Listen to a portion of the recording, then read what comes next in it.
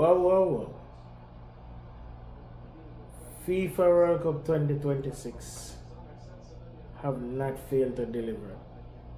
Matter of fact, the round of 32 has exceeded expectations.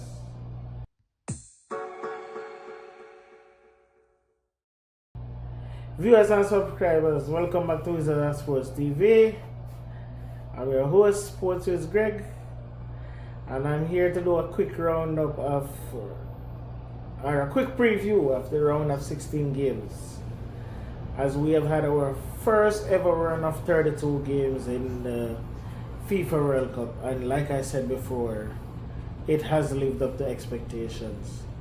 There was drama, there was VAR disputes, refereeing disputes, there was heartaches, there was last minute winners, there was last minute losses. Teams going home on the last kick of the game. You name it, it had it. Everything that a Hollywood scriptwriter could put together happened in round of 32 of the World Cup. Portugal escaped with what is, of course, the correct VAR decision.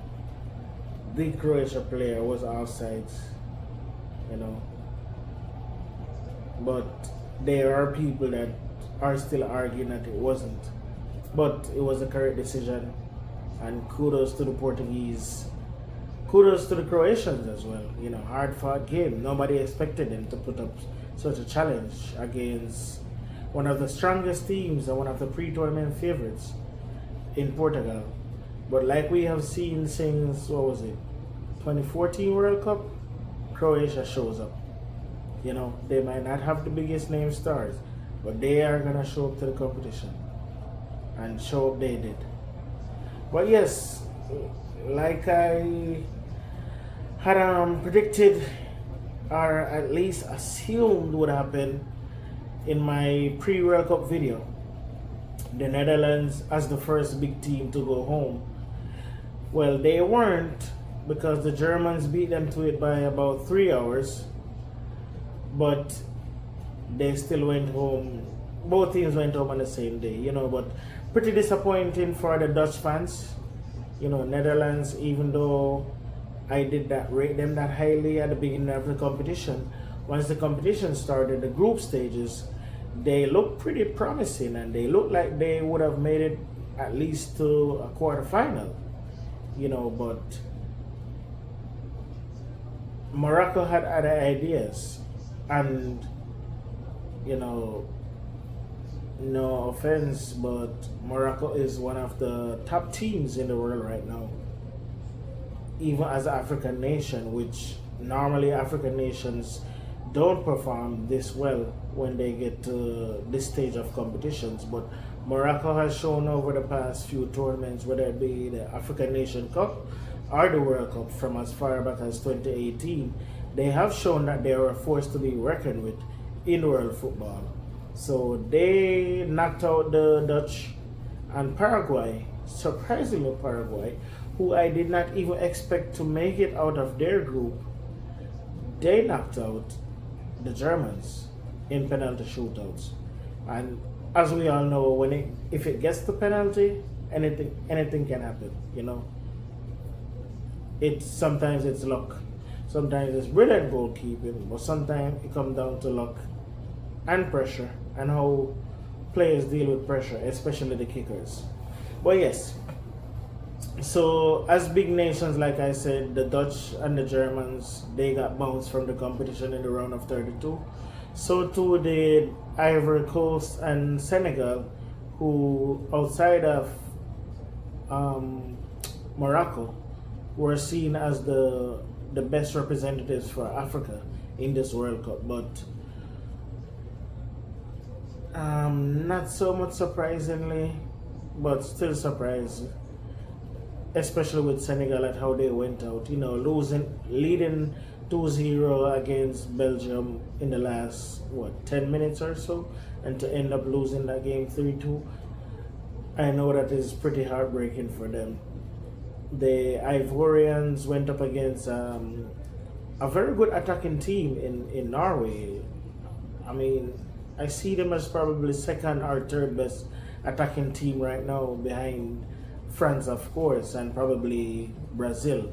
You know, they might be on par with Brazil, who they play on Sunday in their run of 16 games. So, yes, let me get to the run of 16 games. Enough of the run of 32.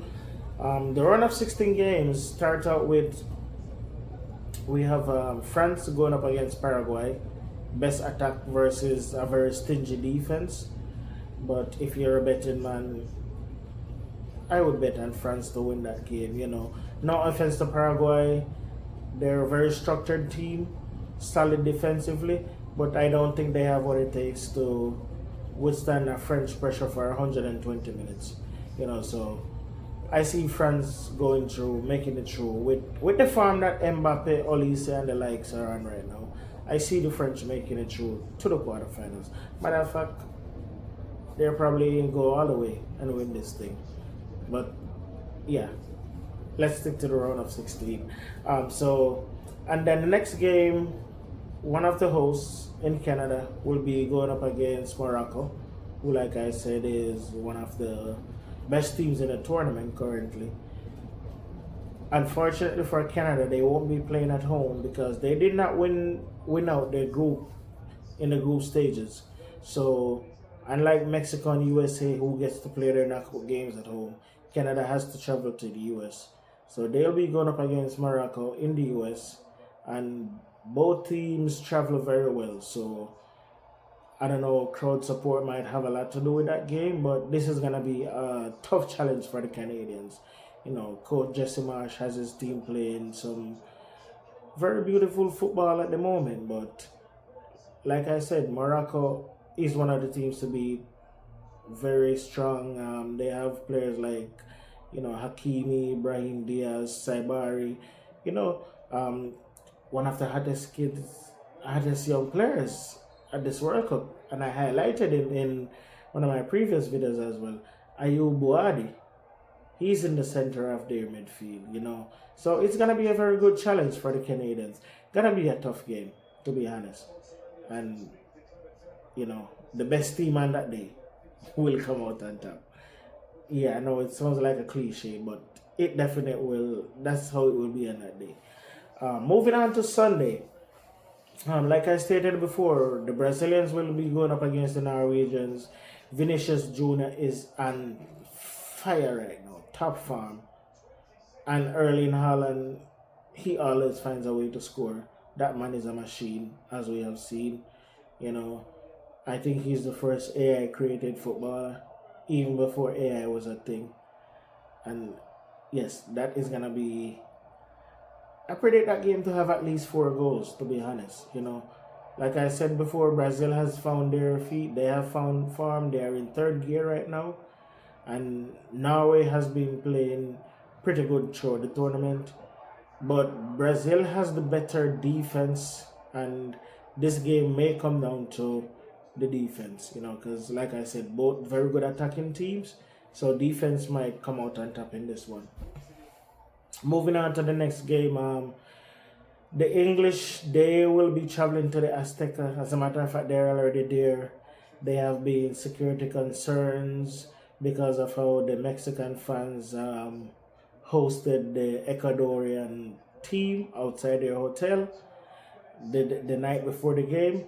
So the English have actually appointed their own security, and there's gonna be no fans within, I don't know the distance, but they have that stretch blocked off for a pretty good distance away from the hotel. So, you know, their players are not being disrupted. They are well rested and ready for that game.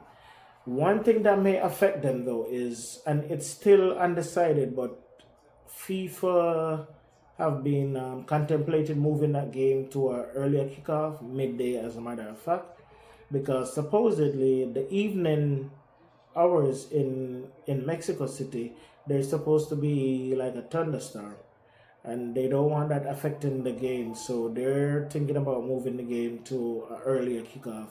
But the English, FA are trying to fight that because several reasons. The players not having enough time to rest before the game.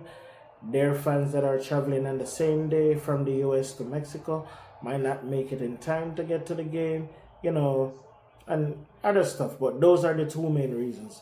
So they're trying to fight that reschedule or pushing that kickoff forward. So let's see how that goes. But either way, it is gonna be a very tough challenge for the English team because Mexico are playing a very high tempo football right now, and England, even though they have won their games, they have just won their games. They haven't really impressed. Even with them being one of the pre-tournament favorites, they haven't impressed as much. So it'll be interesting to see what time that game is played and how both teams go up against each other. Moving on to Monday, the next host, the USA, they should have or they have a very favorable matchup against the Belgians. The Belgians, to me, haven't, except for those last few minutes against Senegal, they haven't really showed up in this tournament as yet.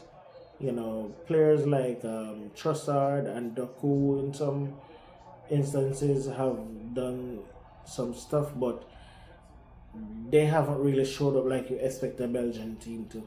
So the USA, even though they're gonna be without their talisman in Folarin Balogun for his red card in the last game, I think they have the weapons to overcome this Belgian team. Now the next game is supposed to be the biggest game of the round of 16, the Iberian clash. You know, neighbors, rivals, the Spanish versus the Portuguese. This is a game fitting of the final itself. You know, I know a lot of Cristiano Ronaldo fans are disappointed that they'll be facing Spain this early in the competition. But based on what I've seen from both teams, I think Portugal has what it takes. You know, they just need a few players to show up. And let me rephrase it. They just need more of their squad to show up for them to be able to beat this Spain team. Because outside of the likes of Lamine Yamal and Dani Olmo, I haven't seen much to be impressed with from this Spain team. So I think that the this Portuguese squad have what it takes to overcome and get by them. Now, moving on to Tuesday, the final day of round of 16 games. Argentina will be going up against the Pharaohs in Egypt. You know, Mohamed Salah, this might be his last World Cup. He will have something to say about the outcome of this game. Like he showed up in the latter part of the round of 32 game against Australia. He will definitely have something to say. On the other side, you have Messi, who may be his last World Cup as well. Well, I would assume this is his last World Cup, actually. You know, being the leading goal scorer of the tournament thus far, he will also have something to say. And this will be a very good matchup. You know, two of the best and most consistent players in world football over the past 15 years will be going up against each other. So this will be a very good matchup. And for the last game of the round of 32, a very spirited Colombia team going up against a very solid Swiss team with the likes of Granit Xhaka and Fuela, you know, the old heads, Brillembolo, youngsters like Endo. You know, they should be a very tough game. Probably not as exciting and as high scoring as some of the other games that will be happening in this round of 16, but nonetheless should be one to look forward to. So that is it for the round of 16 games. What's your predictions? Which teams do you think will make it through to the quarterfinals? Feel free to leave your comments in the comment section. And like as always, please like, subscribe, and share. Until next time, peace, stay safe, and be blessed. See ya.